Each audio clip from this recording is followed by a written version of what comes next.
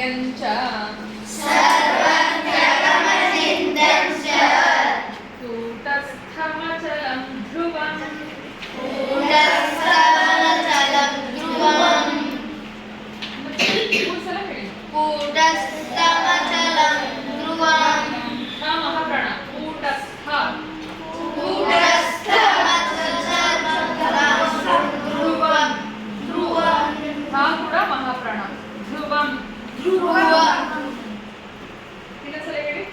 ಕೂಟಸ್ಥಮಚಲಂ ಧ್ರುವಂ ಸರ್ವತ್ರ ಗಮಚಿಂತ್ಯಂಚ ಸರ್ವತ್ರ ಗಮಚಿಂತ್ಯಂಚ ಕೂಟಸ್ಥಮಚಲಂ ಧ್ರುವಂ ಕೂಟಸ್ಥಮಚಲಂ ಧ್ರುವಂ ಚ ಹಿಂದೆ ಸೊನ್ನೆ ಬಂದಾಗ ಇದು ಎಲ್ಲೇ ಶ್ಲೋಕಗಳು ಸಂಸ್ಕೃತ್ ಅಲ್ಲಿ ಈ ಶ್ಲೋಕಗಳು ದೇವ್ರ ನಾಮಗಳೆಲ್ಲ ಓದ್ತಿರ್ತೀವಲ್ಲ, ಚ ಹಿಂದೆ ಸೊನ್ನೆ ಬಂತು ಅಂದಾಗ ಎನ್ ಸೌಂಡ್ ಬರಬೇಕು. ಅಮ್ ಅಂತ ಹೇಳ್ಬಾರ್ದು, ಚಿಂತ್ಯಂಚ ಹೇಳ್ಬಾರ್ದು.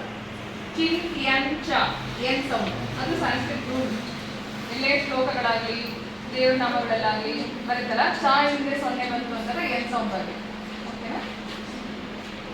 ಏತ್ವಕ್ಷರಮನಿರ್ದೇಶ್ಯಂ ಏತ್ವಕ್ಷರಮನಿರ್ದೇಶ್ಯಂ ಫುಲ್ ಹೇಳ್ತೀನಿ, ಆಮೇಲೆ ಹೇಳಿದಾನೆ. ಏತ್ವಕ್ಷರಮನಿರ್ದೇಶ್ಯಂ ಅವ್ಯಕ್ತಂ ಪರ್ಯುಪಾಸತೆ ಸರ್ವತ್ರ ಗಮಚಿಂತ್ಯಂಚ ಕೂಟಸ್ಥಮಚಲಂ ಧ್ರುವಂ. ಹೇಳಿ.